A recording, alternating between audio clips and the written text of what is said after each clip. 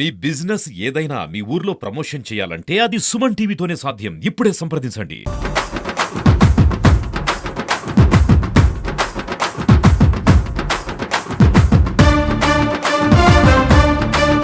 Welcome to Suman TV. నేను Jagadish Somala market committee చైర్మన్గా కరణం శ్రీనివాసులు నాయుడు ప్రమాణ స్వీకారం చేశారు. ఈ ప్రమాణ స్వీకారానికి ముఖ్య అతిథిగా రవాణా శాఖ మంత్రి రాంప్రసాద్ రెడ్డి, పుంగనూరు నియోజకవర్గ ఇన్ఛార్జి చల్లా రామచంద్రారెడ్డి హాజరయ్యారు.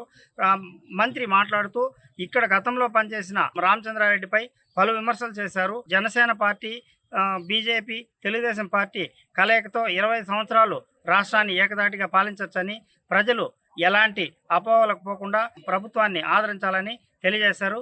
ఈ సమావేశానికి పలువురు అతిరథ మహారథులు హాజరయ్యారు. ఇక్కడ ఈ విషయాన్ని పరిశీలిద్దాం రండి.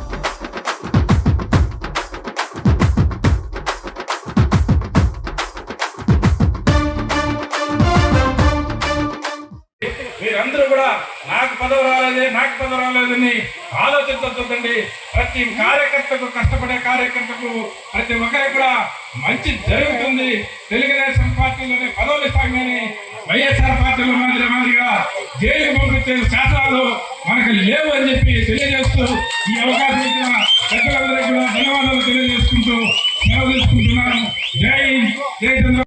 మన కూటమి ప్రభుత్వం చంద్రబాబు నాయుడు గారు, మన ఇన్ఛార్జి వర్యులు చల్లా రామచంద్రారెడ్డి గారు, అదేవిధంగా మన ఇన్ఛార్జి మంత్రి గారు రాంప్రసాద్ రెడ్డి గారు, వీళ్ళ చల్లని దీవెనతో ఈరోజు మీ అందరి దీవెనతో ఈరోజు సోమల మార్కెట్ చైర్మన్ గా ప్రమాణం చేసినందుకు చాలా ఆనందంగా ఉంది.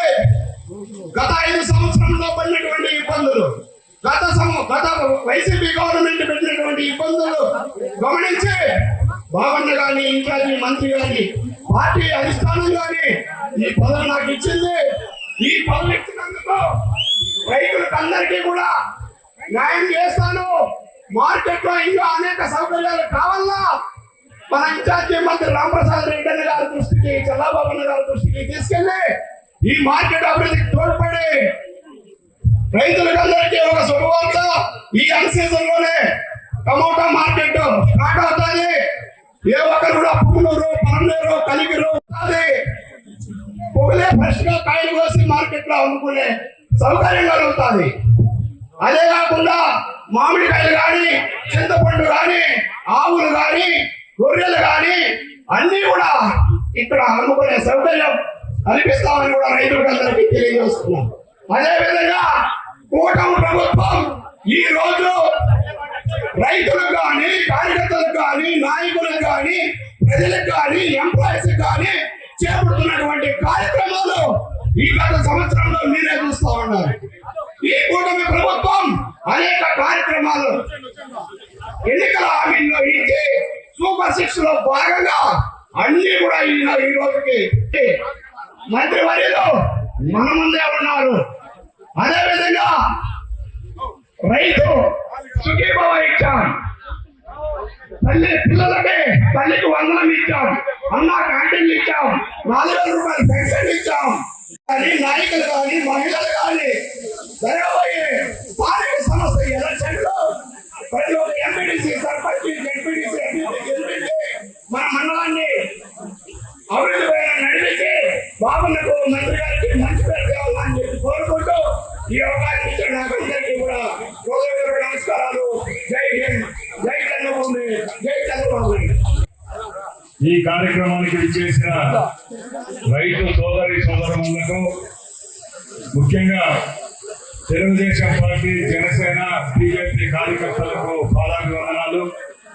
వేదిక పైన ఉన్న పెద్దలు, సోదరులు, పుంగనూరు ఇన్ఛార్జ్ చల్లాబాబు గారికి, అలాగే ఈరోజు ప్రమాణ స్వీకారం చేస్తున్న సోదరులు శ్రీనివాస్ నాయుడు గారికి, అలాగే శివశంకర్ గారికి, ముఖ్యంగా వీరితో పాటు ఈరోజు బాధ్యతలు చేపట్టిన డైరెక్టర్లందరికీ తెలుగుదేశం పార్టీ, జనసేన, బీజేపీ తరఫున శుభాకాంక్షలు.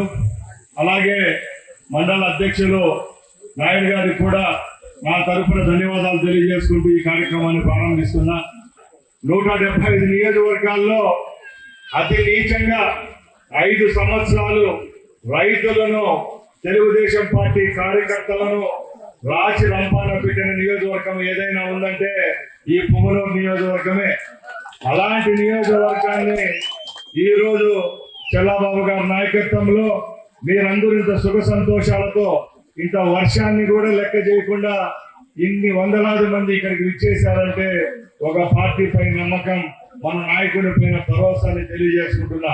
2023 ఇదే ఆగస్టు 4వ తారీఖున మన ప్రియతమ ముఖ్యమంత్రి చంద్రబాబు నాయుడు గారు ఒక మాజీ ముఖ్యమంత్రి హోదాలో రాష్ట్రంలో ఉన్న రైతుల కోసం ప్రాజెక్టు బాట అనే కార్యక్రమం నిర్వహిస్తే ఆయన సొంత జిల్లా అయిన చిత్తూరులో అంగళ్ళు నుంచి పుంగనూరు వరకు మీ వైసీపీ గుండాలు, మీ యొక్క పోలీసుల యొక్క సహాయ సహకారాలతో మీరు మా మీద దాడులు చేయలేదా?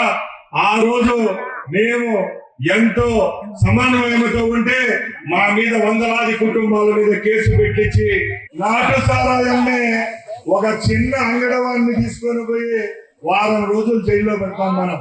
అలాంటిది రాష్ట్రంలో ఉన్న సుమారు 10,000 షాపుల్లో దొంగ మందు అమ్మించిన మిథున్ రెడ్డిని జైల్లో పెడితే ఎవరు బాధపడే వాళ్ళు ఉన్నారని నేను సవాలు విసురుతున్నా.